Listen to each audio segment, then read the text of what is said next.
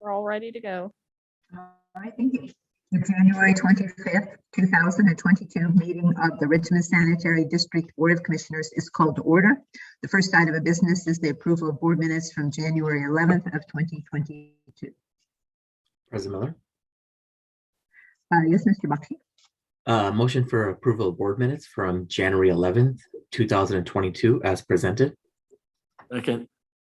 Thank you. There's been a motion and a second to approve the board minutes of January 11th of 2022 as presented.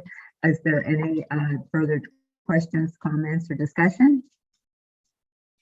Hearing none. Jess, will you call the roll? Amon, Aye. Greg, Aye. Sue, Aye. 3 in favor, 0 opposed. Thank you. The next item of business is approval of invoices from check dates January 8th and 14th of 2022. President Miller. Yes, Mr. Singh. Make a motion to approve invoices for check date run January 8th and 14th, 2022, totaling $336,638.98. We had some significant invoices, first from American Pump Repair of $25,544, Apex AG Solutions, $55,400, Pyramid Equipment Incorporated, $57,750, Richmond Power and Light, $52,743.94. And two payments, I guess they'd be coming out two different accounts. I guess one's probably sanitary, one's storm. That'd be for the United States Postal Service, $46,000 and $10,000. Other payments were $89,201.04. I second. There's been a motion and a second to approve invoices from check dates January 8th and 14th of 2022, totaling $336,638.98. Are there any questions or comments? Hearing none. Jess, will you call the roll? Amon, Aye. Greg, Aye. Sue, Aye. 3 in favor, 0 opposed. Thank you. The next item of business is the director's report. I put a note on here to myself to recognize Pat for his presentation to council, and I see that you've made it part of our package as well. So I will turn it over to you, Pat. Thanks, Madam President and Board. So you got a couple things before you. One, you got the monthly report for December, which I won't go over in much detail as I've got the year-end report as well. I do have one note of correction on the December monthly report. When I put it together, I noticed that the amount of on-site cardboard between November and December dropped, but we didn't show any shipped out. I reached out to our MRF department and had them touch base with Rumpke on that report, and Rumpke did accidentally leave off a section. So the correction is we sent out in December 26 bales of cardboard for 41,305 pounds. So that should be made as a note there. Beyond that, I have the year-end report, which was that 21-page report. For the sake of time, when I prepared it for the council meeting, but for you as well, I kind of pulled out a highlight reel of this, and I'll go through that. But if there are questions or comments over the larger report, feel free to ask those when I finish here. But I kind of separated out in those larger items, and most of those were based on cost ticket-wise, but by no means does that mean some of the other things that weren't costly not important. I just tried to highlight this as kind of use that as my measurement for the highlight reel. So I started with the New Paris Pike Landfill. And as you know, we did the gas expansion project, and that project expanded the gas collection and conveyance system of our New Paris Pike Landfill by adding wells and piping. The project's wellheads were between 50 and 60 foot in depth, and the 4 to 12 inch gas piping was approximately 1,660 linear feet in length. And this project also provided a tie-in location for future expansion of that system. And as you know, as we add cells or grow cells, we just have to expand that methane gas collection as we do those pieces. We also bid and started the construction of a new cell, which is set to complete sometime, I think, in late summer of this year. But that cell is expected to last 5 to 7 years. We did kind of a quick estimate on the landfill, and this includes some of our the way we do solid waste as well, but it's estimated to save 50% of the cost of compared to outsourcing to the public by maintaining the life of our landfill and being able to have that municipal landfill. Next, I kind of got into wastewater treatment, the treatment plant. As you know, we're kind of wrapping up the larger upgrade project. But kind of right before that, we expedited the rotary drum thickener, which was originally part of this project, but because we knew of our solids needs, so we expedited that. So really about 30 months of construction straight at this point in time. But on the solids removal portion that we did do, from 2001 to 2017, the incoming pounds of solids to the treatment plant had nearly tripled, leaving the district with costly, inefficient manner of dealing with solids buildup that ultimately resulted in violations. The district expedited a new piece of equipment, the rotary drum, from the larger upgrade project, completing construction in late 2019. This more efficient manner of treatment reduced double-digit violations to nearly zero for the year, and reduced operating costs between $500,000 and $1 million annually. And there's obviously different ways of looking at that, but that's just kind of tried to make it as apples to apples with what we were doing. The larger upgrade project, multiple aspects of the district's wastewater treatment plant infrastructure was beyond its useful life, resulting in decreased efficiency and capacity. This project brought the majority of the facility back up to capacity. Significant upgrades were found in the aeration secondary system of treatment. In addition to capacity, treatment, and the energy efficiency was also increased. Electricity use at the facility was reduced by about 250,000 kilowatt hours per month. In both, or in the report here, I have a couple of graphics, but one of those is kind of the hard data on that kilowatt use. And just to illustrate that, in 2019, we averaged a monthly use of about 735,000 kilowatt hours per month. In 2020, we averaged about 769,000 kilowatt hours per month. In roughly the first half, or a little over the first half of 2021, we averaged 795,000 kilowatt hours per month used at the treatment plant. In the second half, where we were running on all the new equipment and the new aeration heads that we have, it was down to 509,000 kilowatt hours per month, an average. So we're really looking forward to that. It's kind of what we were hoping to see, and it's nice when the numbers, the real world data kind of matches up with your theoretical data. I have some pictures in the packet too that kind of show some of the construction, just kind of for relevance and for the fun aspect there.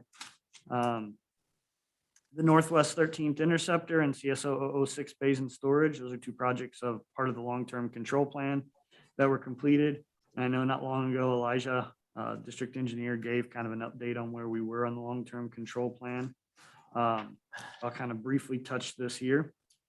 But this project was a long-term control plan, which eliminated sanitary sewer overflows along Clear Creek with the cured in place pipe lining of 6,740 linear feet of existing sanitary pipe, installing over 20,000 linear feet of new sanitary pipe, installing over 1,000 linear feet of new stormwater pipe. The additional pipe required new structures, aerial crossings, and inverted siphon, and just highlight that this project was an SRF funded project. The CSO 006 storage basin, also a long-term control plan project that reduced combined sewer overflows in basin 006 by replacing existing stormwater piping and increasing the sanitary pipe diameter to 66 inches for 1,040 linear feet along South H Street. And then I go and kind of talk about some of our upcoming collection system projects. We are ones that kind of were moving forward and touch base, like Elijah said, on the long term, just kind of as a bigger picture. We are on pace, maybe even a little bit ahead of schedule with where we need to be at on that. So we're looking really good on these.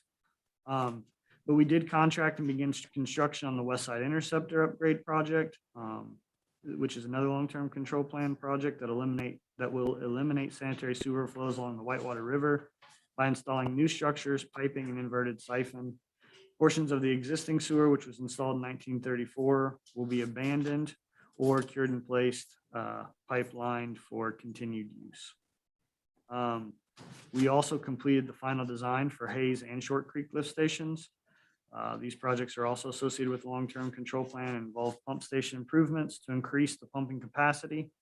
The Short Creek lift station located near 3105 Liberty Avenue increases from 2.5 MGD to 9.25. The Hayes lift station upgrade come with the construction of a new 9,700 or so linear feet force main.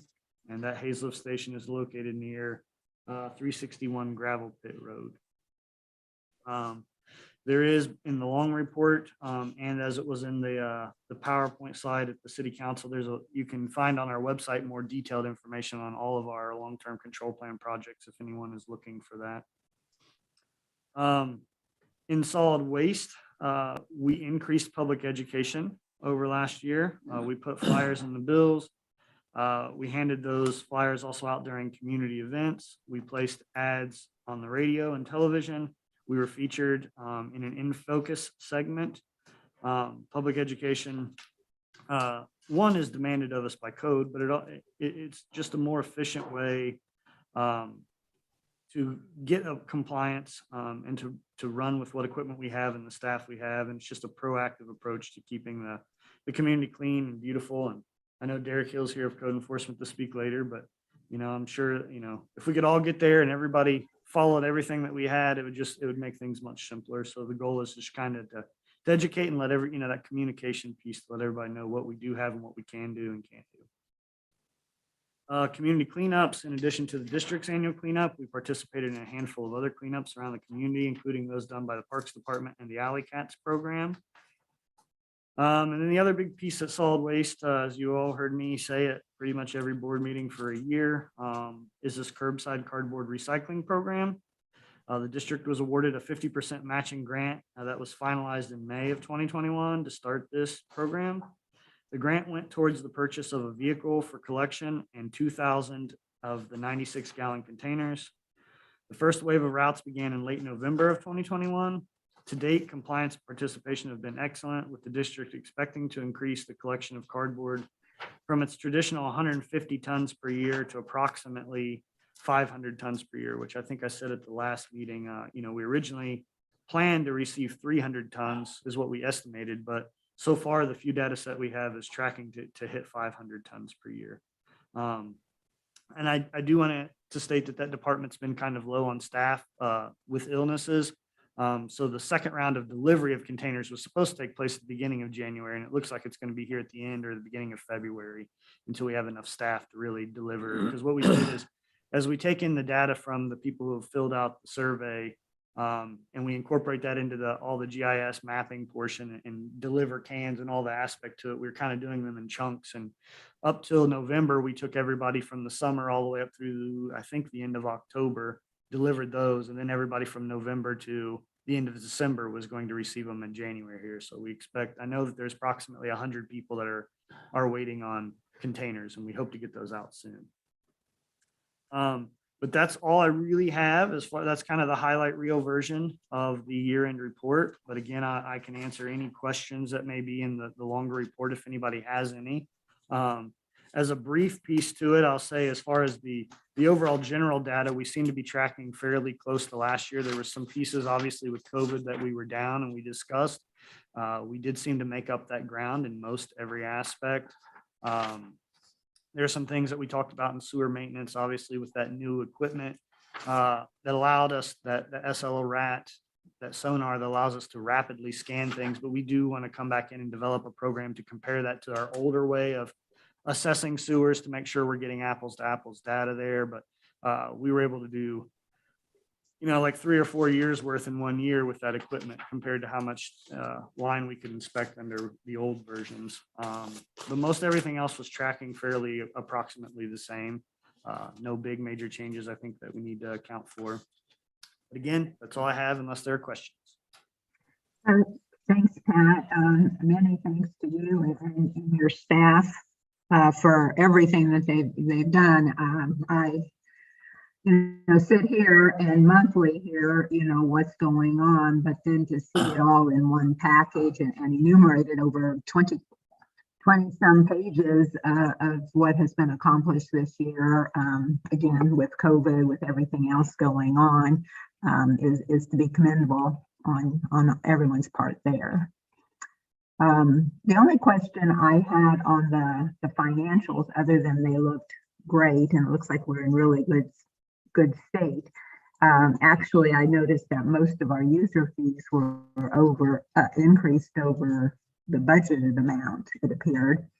The only thing that looked to be down, and I think, is it because our property taxes have not been received? That the property tax for the sewer. You were breaking out a little bit, Sue, there. It sounded like the question was about property tax. Yes. The revenue from property taxes was way down. And I just wondered if it's because I know a lot of times the last check doesn't arrive until late. Correct, and I don't think we've got all that in. I can let Emily answer that. I Okay. haven't spoke to her. I know that they're working on all the year-end stuff there, so I haven't really Okay. checked in to see exactly where that falls. I know that we were up a little bit in the, I think it was the deferred property tax. It was up a little bit from what we estimated, but we were below in the regular property tax, so I'm not sure how exactly that's gonna pan out. I imagine it's still gonna be low.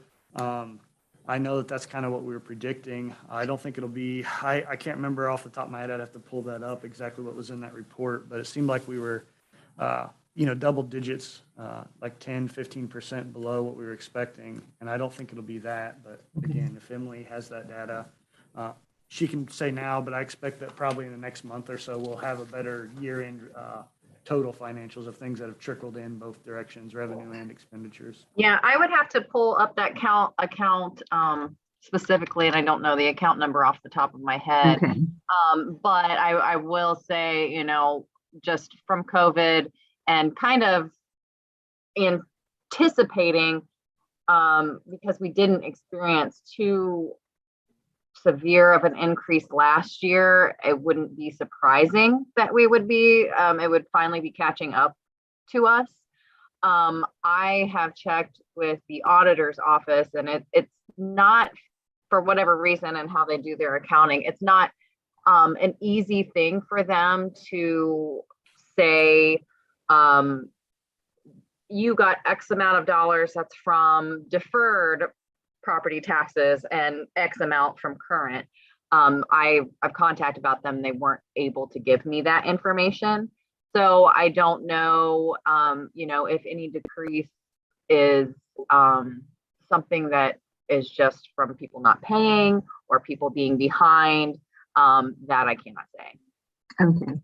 I was just looking at the year-to-date report that showed our budget was 7.4 million in property taxes.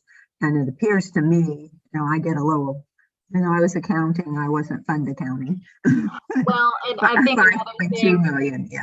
another thing to keep in mind, Okay. those budget numbers actually are not net of circuit breaker.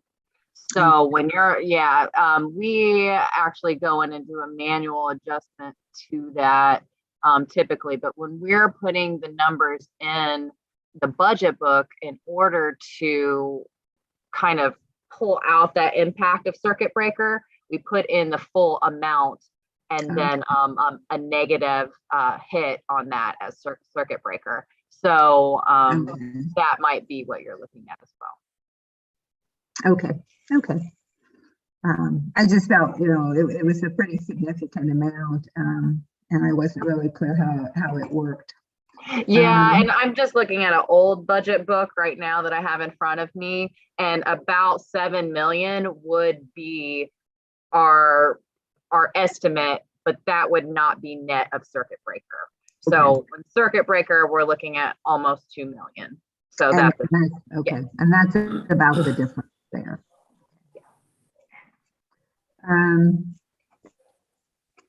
Any other questions or comments of Pat on either the financials or the monthly report or his annual report?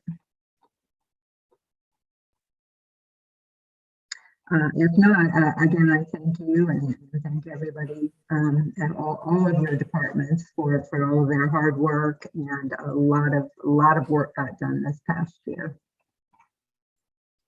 That takes us then to the next item of business. If I get back to my agenda, is the code enforcement update. Is Derek there?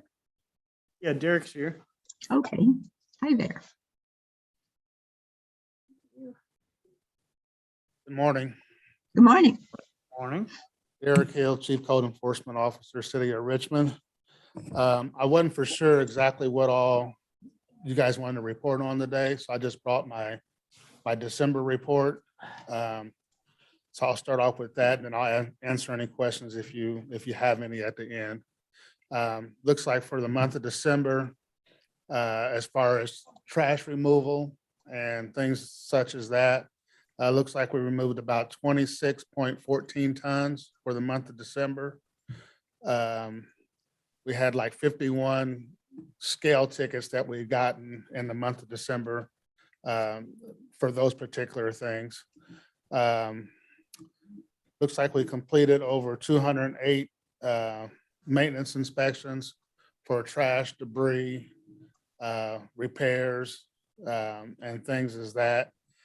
We also had 22 unsafe buildings that we actually took to the board for either repair or demo on those particular properties. The Crane building is one of the properties that we've been working really hard on. And the building just west of that, and we're actually to the point where we're going to remove the porches on those two particular buildings. There's several buildings that we're working on that's probably going to end up being demoed, and just because they're just beyond repair. As far as our department goes, we've been short-staffed for a while now between COVID and people transferring to different departments and things. So I'd like to take this opportunity to say how proud I am of the department, of the work that we're doing, and the work that we're able to do with the staff that we have. They work really, really hard. We've had to overcome some issues with BS&A and how we track things and how we get tickets written and how they get paid. We're into, what is this, our third year, I think it is. And so we've had a lot of things to learn. And I'm just really proud of the ones that are still there and performing and doing the things that need to be done. I believe that we're making our city a better place to live, play, and work. As I go around and I look at some of the areas that when I was an inspector and I used to patrol those areas, and they look so much better now than they did, 2-3 years ago. Still got a long ways to go, but I feel like we're going in the right direction. So I will entertain any questions if you have any. Yeah, thanks, Derek, and thanks also to your staff for all their hard work. I had a couple of questions. When you mentioned the amount of tons of trash removed, does that include the building materials for the buildings that have been taken down? Could you say that again? I could hardly hear you. Sorry, I keep getting this little notice on my end that my internet is unstable. When you mentioned, I think 26 tons of trash removed in December, is that just a general trash pickup, or does that include demolition materials as well? No, that's just our normal pickups that we see out in the alleys and streets and places such as that. I've not really tracked how much that we send to the landfill when we do the demos, because usually that's the contractors that do all that. So I guess maybe we could start tracking that. I don't know.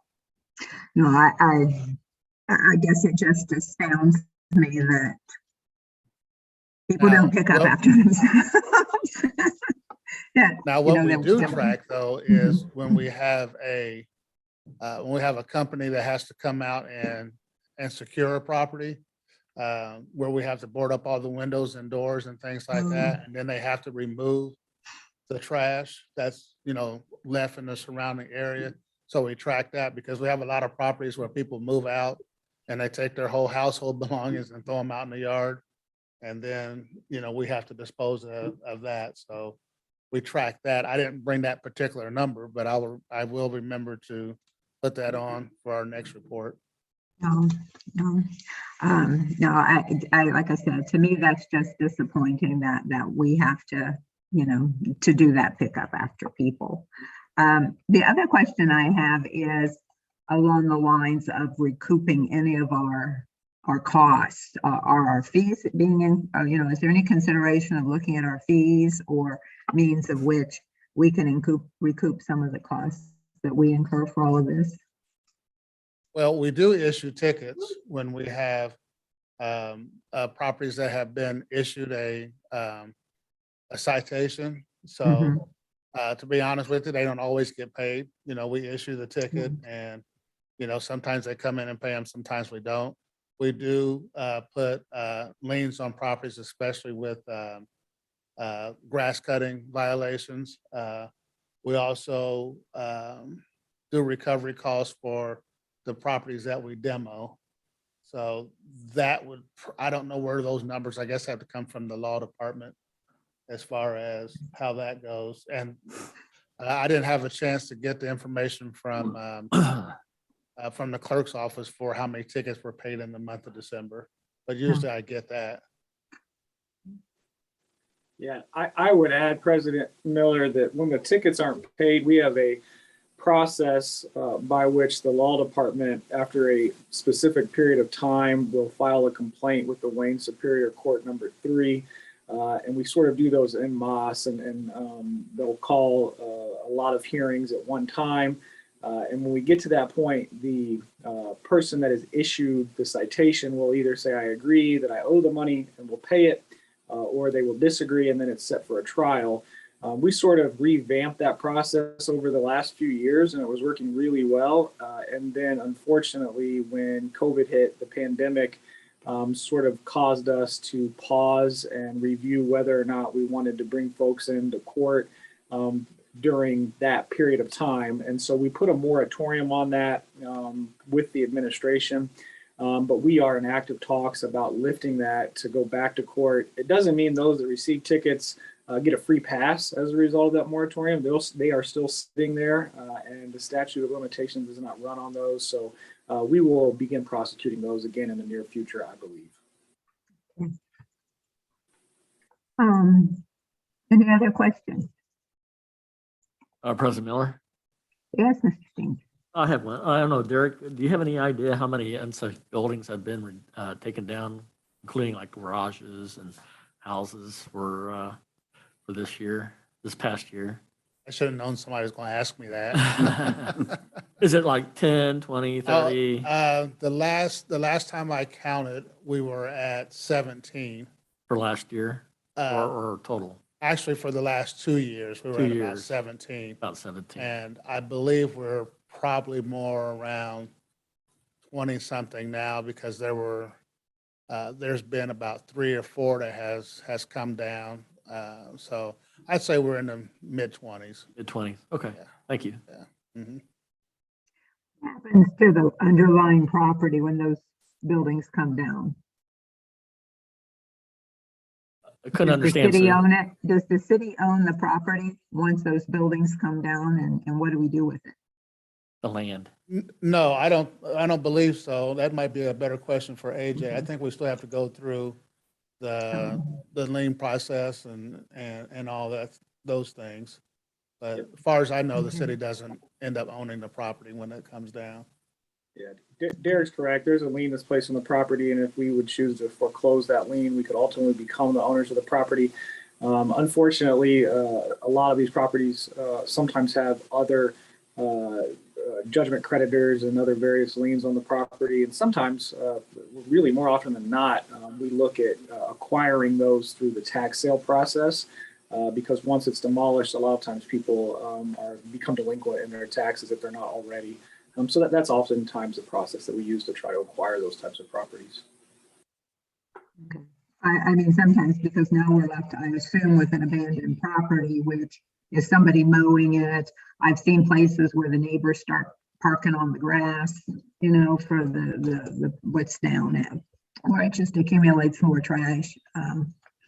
So I guess the issue is not completely resolved when the building comes down, unfortunately. Okay, well, thank you for attending our meeting today and giving us that update. Thank you. If no other questions, then we'll let Derek go. All The right, next, thank you. Have a great thank day. you. Thanks, Derek. You too. The next item of business is the recommendation to enter into an agreement with Countryside Auto for vehicle collision repair. Yes, Madam President Board, I'll kind of speak on this a little bit. This is a city kind of a joint contract with Board of Works, Parks Board, and Sanitary Board. I don't have a whole lot of information as far as a bid tab or any of that from the bid process. But I know it did go through Board of Works, and they have already signed it, and it's just coming before the Sanitary Board. So I'm not sure even if this is typical protocol to put it on here as a recommendation to enter into it. You know, if it started in another department, but I just figured I'd go through this process first, you know. Better safe than sorry kind of deal.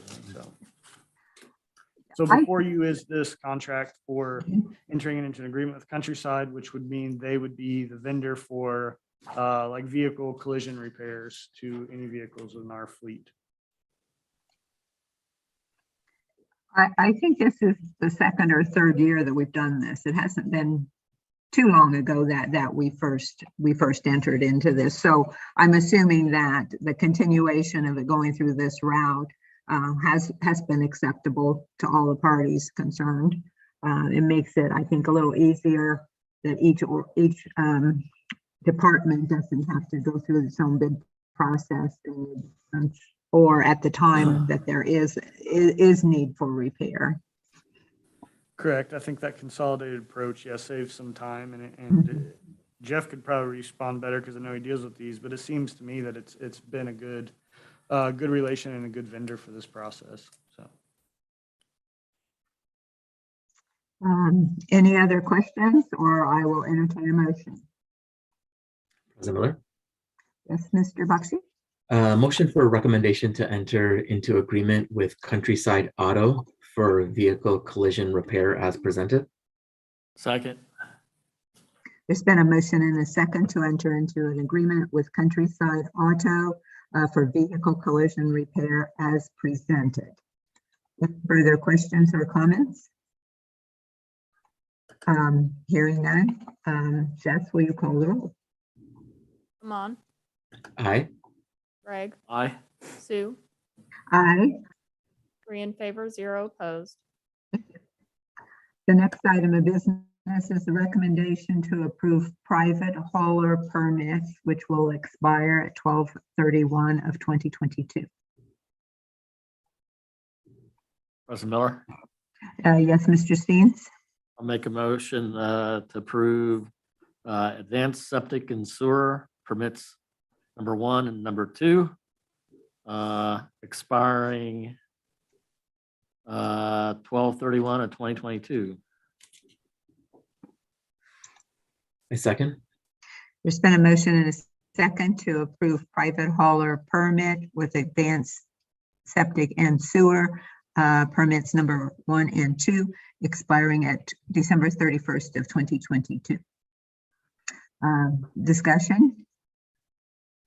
Hearing none. Jess, will you call the roll? Come on, Aye. Greg, Aye. Sue, Aye. 3 in favor, 0 opposed. The next private hauler permit will be with Family Tradition permits number 3 through 6. Permit expiring again in 12/31 of 2022. Second. There's been a motion and a second to approve private hauler permit number 3 through 6 to Family Tradition LLC expiring 12/31 of 2022. Any discussion? Hearing none. Jess, will you call the roll?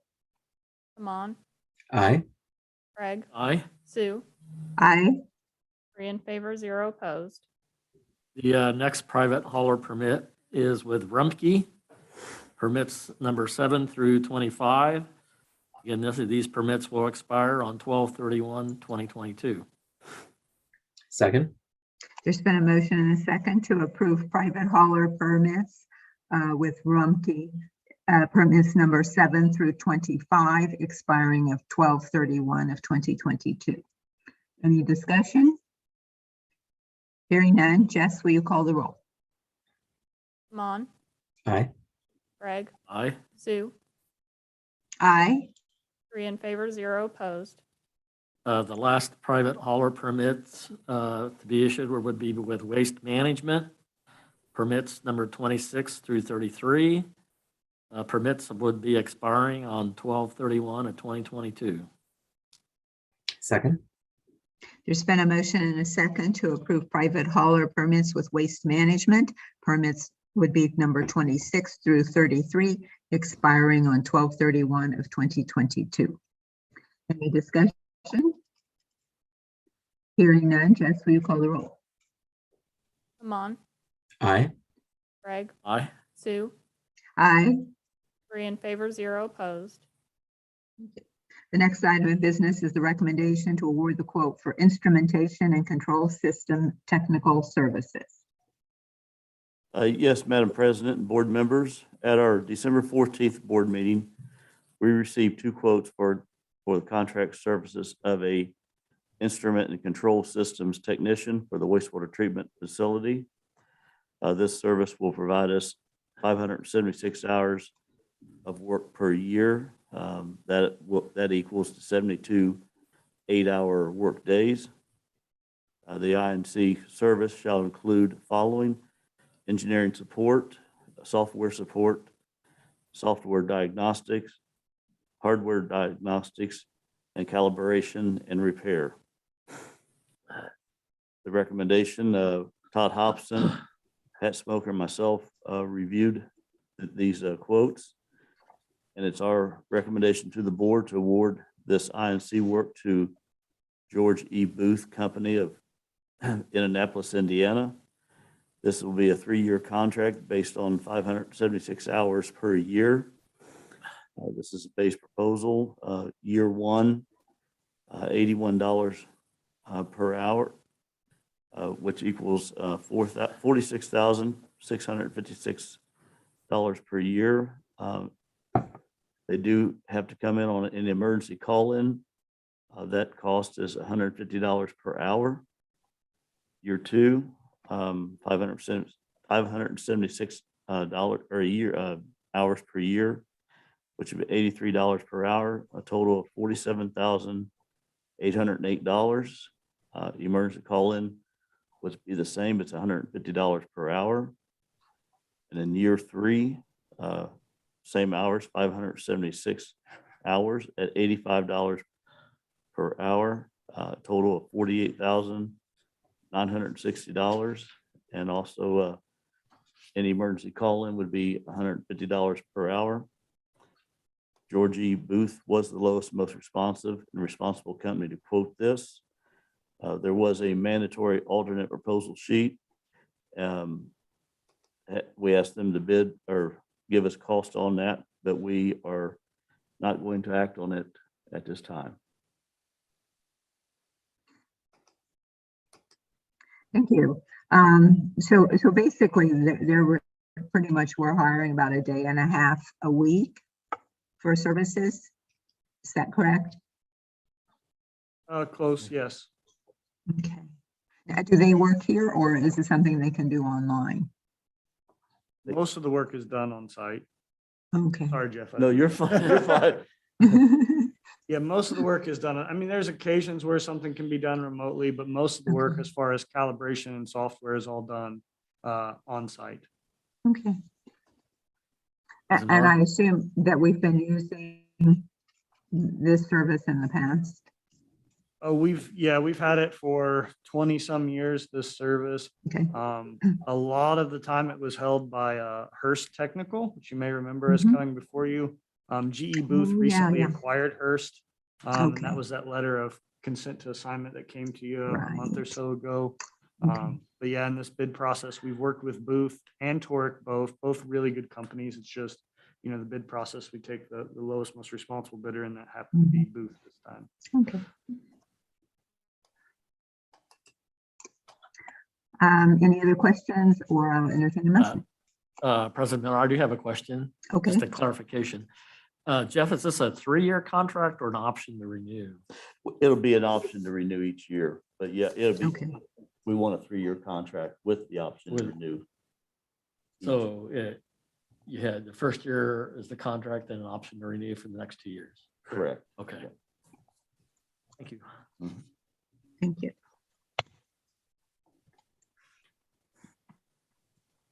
Okay.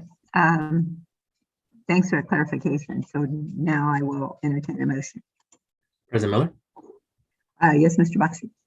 motion for recommendation to award quote for instrumentation and control system technical services as presented.